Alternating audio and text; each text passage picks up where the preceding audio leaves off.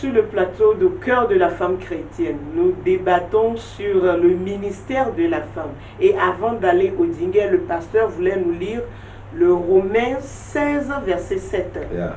Oui. Voilà, donc la Bible dit dans le livre de Romains, chapitre 16, à partir du verset 7, il dit quoi?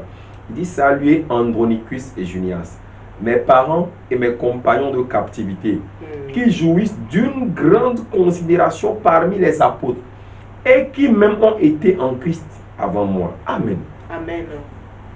Lorsque, c'est l'apôtre Paul qui parle ici, lorsqu'il parle de Junias, dans ce verset, il dit quoi? Ils étaient quoi? Ses parents. Ça veut dire que c'était des personnes proches à l'apôtre Paul. Et des compagnons de captivité qui jouissent d'une grande considération parmi les apôtres. Ça veut dire que Junias, c'est la femme apôtre en fait. Quand les gens disent que le ministère, la femme ne peut pas être pasteur, la femme ne peut pas être prophète, la femme ne peut pas être ci, la femme ne peut pas être ça. Lorsque le Saint-Esprit vient, lorsque nous allons dans le livre de Actes des Apôtres, au chapitre 2, Ouais. nous allons nous rendre compte que mais le jour de la Pentecôte, le Saint-Esprit est descendu.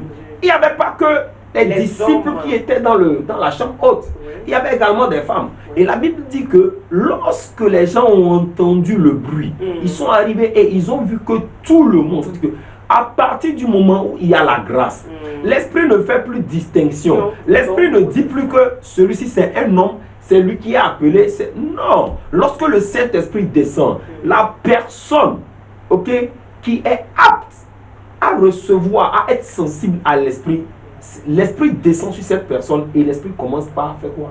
Par utiliser cette personne. Je ne vous coupe pas la parole, Oui. mais j'ai fait une remarque. Oui. Est-ce que si je peux me le permettre, Non, on dit une remarque, non, mieux. c'est Une remarque, non. J'ai vu qu'il y a des hommes prophètes, mais il n'y a pas de femmes prophètes. Non. On dit des femmes prophétesses, Oui.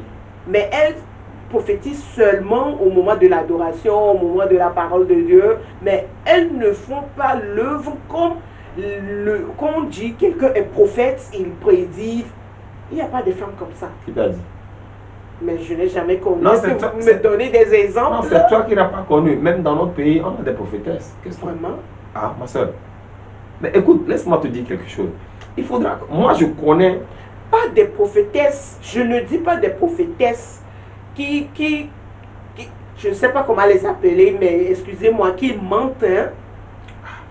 Des vraies prophétesses comme nous avons de vrais prophètes. Attends. Tu as des exemples des prophétesses? Ah, parce qu'aujourd'hui, quand elle prophétise, c'est comme si elle a écouté des ragots ou bien des obéobénins de quelque part, elle vient parler. S'il te plaît. Même déjà ta manière de parler, Oui. ça rejoint en fait cette mentalité-là qui pense que il ne peut pas avoir de femme prophétesse. Je n'ai pas dit ça. Non, je suis désolé. C'est Pourquoi? Parce que c'est pas parce que tu n'as pas encore vu oui. une femme prophétesse ou bien tu n'as jamais vu une femme prophétesse. Écoute, moi je connais des femmes prophétesses ici dans ce pays qui ont de grands centres. Qu'est-ce que tu racontes, ma soeur? Et il y a des femmes aussi évangélistes parce que nous voyons des hommes évangélistes, on dit femmes, Oui. hommes évangélistes, mais ne voyons pas des femmes évangélistes. Mais écoute, vous voyez, nous sommes dans un système. Moi, j'ai connu une femme au niveau de Abbas Bonfo. Ok? C'est elle qui a reçu l'appel de Dieu. La dame là. Quand elle se lève ici pour prophétiser. C'est pas parce que quelqu'un dit viens te mettre devant. J'ai vu que c'est ça qui est le véritable ministère prophétique. Non. Non. D'abord, quand nous rentrons dans le livre de 1 Corinthiens 12, l'apôtre Paul parle des dons. Allons-y dans le livre de 1 Corinthiens 12. C'est en parenthèse parce que ça ne fait pas partie, mais toutefois, c'est une partie intégrante. 1 Corinthiens 12. Je vais te lire quelque chose dans le livre de 1 Corinthiens. Il dit quoi? À partir du premier verset, il dit pour ce qui concerne les dons spirituels, je ne veux pas, frère, que vous soyez dans 1 l'ignorance. Corinthiens 12, verset. Je suis au premier verset. Ok. Ok?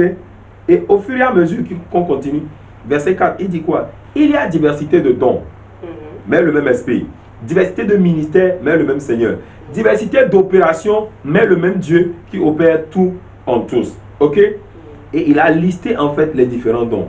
Maintenant, allons à 1 Corinthiens 14. Premier verset, il dit recherchez quoi? la charité. Aspirez aussi aux dons spirituels qu'ils ont cités dans 1 Corinthiens 12. Mais surtout à celui de prophétie. En effet, celui qui parle en langue ne parle pas aux hommes, mais à Dieu, car personne ne le comprend. Et c'est en l'esprit qui dit des ministères. Mais celui qui prophétise au contraire parle qui? Parle aux hommes, les édifie, les exhorte, les console. Ok? Oui. Quand on parle du ministère prophétique, ce n'est pas le simple fait de dire j'ai vu ceci dans le monde spirituel. Non, ce n'est pas d'abord ça. Je vous ai expliqué une fois sur ce plateau, je crois bien, que il y a des gens en fait qui sont nés prophètes, qui sont appelés au ministère. Ils sont nés, ils sont depuis le ventre de leur mère même là. Dieu les a consacrés. Parce que avant que tu ne viennes dans ce monde, tu as consacré quelque chose. Dieu t'appelle pour quelque chose. Ok? Oui. Tu es né. Quand on parle des filles de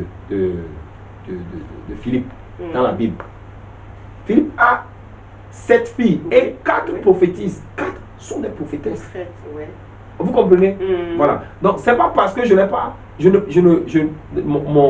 Dans mon ministère prophétique, je ne fais pas les mêmes choses que l'autre, que je ne suis pas forcément une prophétesse. Si Dieu l'a appelée prophétesse, mais c'est Dieu qui l'a appelée. Et Dieu sait comment son esprit va travailler sur elle. Tu vois un peu? C'est parce que ces genres de choses-là font que aujourd'hui beaucoup de femmes se cachent. Et quand nous parlons des ministères, ou bien quand nous parlons en fait du ministère de la parole, quand on dit que non, que je ne permets pas à la femme de faire quoi? Vous savez, aujourd'hui je vais vous dire quelque chose. C'est l'enseignement qui constitue la base même, l'enseignement. Le ministère d'enseignement, c'est ça qui constitue la base même de la doctrine chrétienne. Parce que c'est au ministère d'enseignement qu'on fait quoi? Qu'on pose les doctrines et les fondamentaux de l'Église. Vous voyez, non? Oui. Voilà. Maintenant, voici ce que l'apôtre Paul dit. Lis-moi le verset dans 1 Corinthiens, je crois chapitre 14, verset 34. Il dit que les femmes se taisent dans les assemblées car il ne leur est pas permis d'y parler, mais qu'elles soient soumises selon que le dit aussi la loi. Paul ici fait référence en fait à la loi. Quand il empêche les femmes de faire quoi? De parler. Ok? Si elles veulent s'instruire sur quelque chose, qu'elles interrogent leur mari à la maison. Et ça, je te dis directement que Paul a pris de la loi. Parce que Paul, c'est un véritable connaisseur de la loi. C'est pourquoi il a persécuté le Seigneur Jésus jusqu'à... Vous voyez, non? Maintenant, quand tu vas dans le livre de 1 Timothée, va là-bas, 1 Timothée 2. Oui, Timothée 2, verset 11. 2, le verset 11 à 12. 11. Écoutons la parole de Dieu. Que la femme écoute l'instruction en silence, avec une entière soumission. Oui. Le verset 12. Je ne permets pas à la femme d'enseigner. Il n'a pas dit Dieu ne permet pas à la femme d'enseigner. Il n'a pas dit Dieu ne permet pas à la femme d'enseigner. Il a dit lui, l'apôtre Paul, il ne permet pas à la femme d'enseigner. Ok? Oui. Pourquoi? Parce que c'est la loi chez eux. La suite. Ni de prendre de l'autorité sur l'homme. Voilà. Vous allez vous rendre compte que dans les écrits de l'apôtre Paul, il a dit il ne permet pas à la femme d'enseigner. Il ne permet pas. Pourquoi il ne permet pas à la femme d'enseigner? Parce que ce que Paul a été ne fait pas. C'est-à-dire il est toujours cette personne.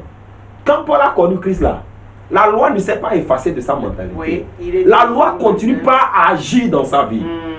Ok? Oui. Son précédent ou bien son passé continue pas à influencer sa vie. Dans ses prises de décision, on peut voir des fois Paul se référer à la loi. Et il ne l'a pas caché dans le livre de 1 Corinthiens. Vous voyez, non? Oui. Maintenant, c'est lui-même Paul qui dit aussi dans Romains chapitre 16. Oui. Ok? Romains 16. Au verset 7. Oh, bouboué. Je ne vois pas mon Romain, voilà. C'est lui toujours qui parle dans le livre de Romains, voilà. Oui. Chapitre 16, au verset 7. Il dit, saluez Andronicus et Junias. Je vous dis que Junias c'est une femme. Il dit, mes parents et mes compagnons de captivité, qui jouissent d'une grande capacité et d'une grande considération parmi les apôtres. Ça veut dire que... Comment vous savez que Junias c'est une femme? Ah, ma soeur. Mais comment toi tu comprends la parole de Dieu? Tu dis que c'est une femme. Mais j'ai poussé des recherches pour chercher à savoir c'est qui Junias. Ok. Et cette femme-là, elle était même dans le ministère avant l'apôtre Paul. Vous voyez? Il dit qu'ils ont même été en Christ avant moi. Vous voyez, non? Oui. Junias était en Christ avant l'apôtre Paul. Elle a travaillé aux côtés de l'apôtre Paul en tant qu'apôtre. Alors, si une femme peut travailler en tant qu'apôtre, ce n'est pas pasteur qu'une femme ne peut pas être. Ce n'est pas évangéliste qu'une femme ne peut pas être. Parce que c'est le Saint-Esprit qui agit. Regarde dans le livre de Romains et quand je retourne dans le livre de 1 Corinthiens, au chapitre 12, il dit quoi? Or, à chacun, la manifestation de l'esprit est donnée pour l'utilité commune. Ok? En effet, verset 11. Un seul et même esprit opère toutes ces choses, les distribuant à chacun en particulier Comme il veut. Voilà.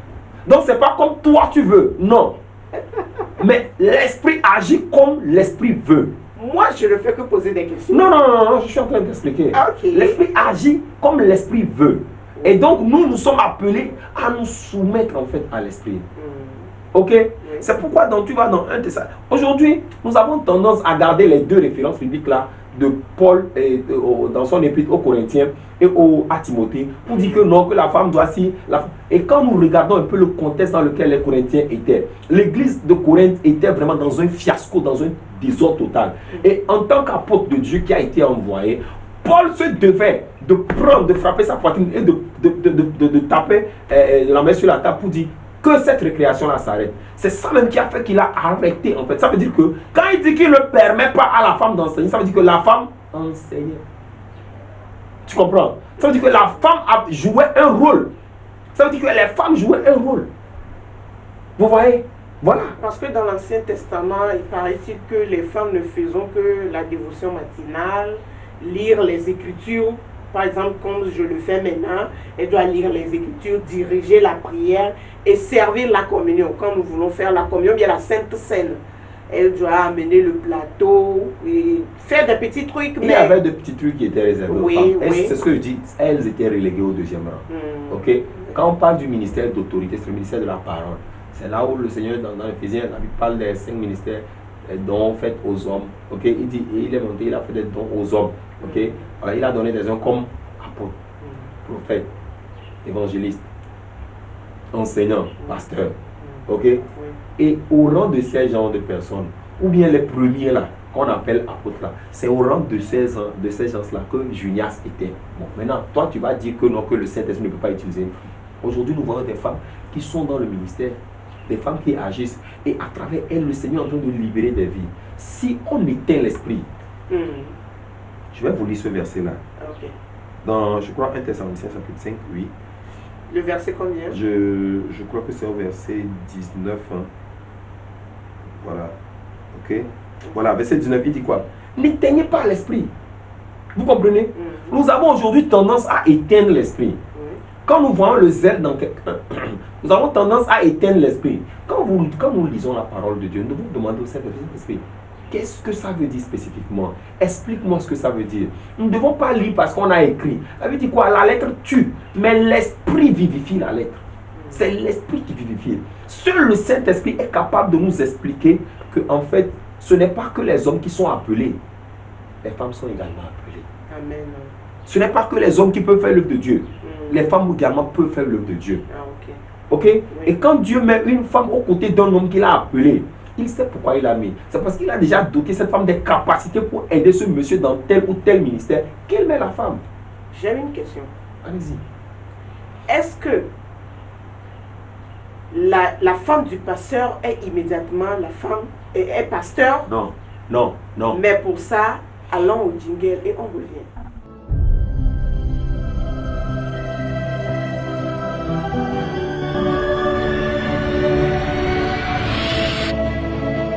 Christ Chez vous TV. When Jesus follows you everywhere.